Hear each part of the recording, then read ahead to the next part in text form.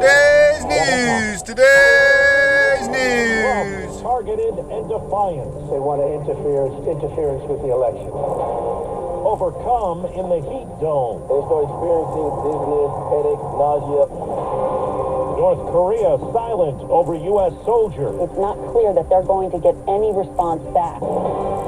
Good morning. I'm Steve Kathan with the CBS World News Roundup. Former President Trump pushes back in the face of a target letter from the Justice Department. CBS's Robert Costa says Trump, who's denied wrongdoing in the 2020 election investigation, is using the possibility of his third indictment as a rallying cry now on the presidential campaign trail. Donald Trump defiant in the key state of Iowa, insisting he's innocent. I didn't know practically what a subpoena was and grand juries and all of this. Now I'm becoming an expert. I have no choice. It's a disgrace. He says his lawyers received a target letter Sunday night. Republicans are denouncing the move, saying it's politically motivated. President Trump went up in the polls and was actually surpassing President Biden for re-election. So what do they do now? Weaponize government to go after their number one opponent. Democrats who served on the House committee which investigated January 6th disagree. The president was a central figure in an effort to overturn an election. If anyone else had done the things he did, they would be under investigation. Prosecutors don't send target letters unless they are all but certain to bring an indictment. Former Justice Department official Thomas Dupree says the potential charges could come within days or weeks.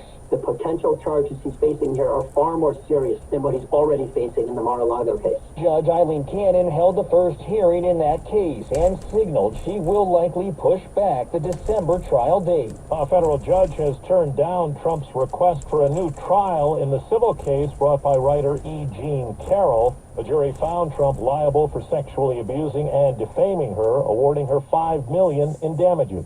Michigan Attorney General Dana Nessel has charged 16 Republicans, including some former top GOP officials, with conspiracy to commit election fraud for allegedly acting as fake electors for Trump in 2020. They weren't the duly elected and qualified electors, and each of the defendants knew it. They carried out these actions with the hope that the electoral votes would be awarded to the candidate of their choosing. Today, 90 million Americans will be under heat alerts, and the National Weather Service says there's no break in the heat wave through the end of the month. CBS's Jonathan Bigliotti has more on how hospitals in Arizona are dealing with overheated patients. Dump ice all over them. Emergency room doctor Frank Lavecchio is using kid pools and body bags filled with ice to help save the growing number of patients he's seeing with heat stroke. This is reserved for the sickest of the sick. I've worked a couple day shifts the last few days and probably used it 3 or 4 times. Lavecchio says each heat stroke patient he treats needs at least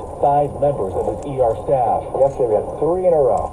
So we really were tight on staff. Everything else in the emergency department kind of comes to a halt. Overseas, there's been nothing yet from North Korea about the U.S. soldier who the Pentagon says willingly crossed the border into the country from South Korea. Seoul reporter Alex Jensen says he was being sent back to the U.S. for disciplinary action. Travis King was accused of assault in a Seoul nightclub last September, but the Korean alleged victim didn't want to press charges. A month later, police were called to another reported assault and apprehended King, who was fined in February for causing nearly $500 worth of damage to a police car. For a second straight night, Russia attacked the Ukrainian port Odessa with drones and missiles. CBS's Charlie D'Agata has more on the Ukrainians who have stayed put closer to the front lines. It's hard to imagine anyone surviving this savage violence in Brnivka.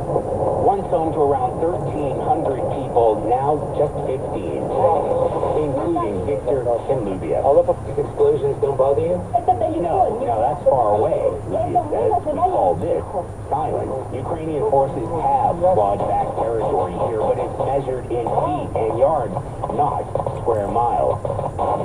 Even in recaptured neighborhoods, Russian artillery keeps raining down. 4 minutes after the hour. Well, that's today's news. Today's news. I didn't hear any good news, did you? I didn't think so. I guess it's all about perspective. The glass is half full. Well, as always, I want to thank you again for coming along with me on these Dash Cam News adventures. You know the drill.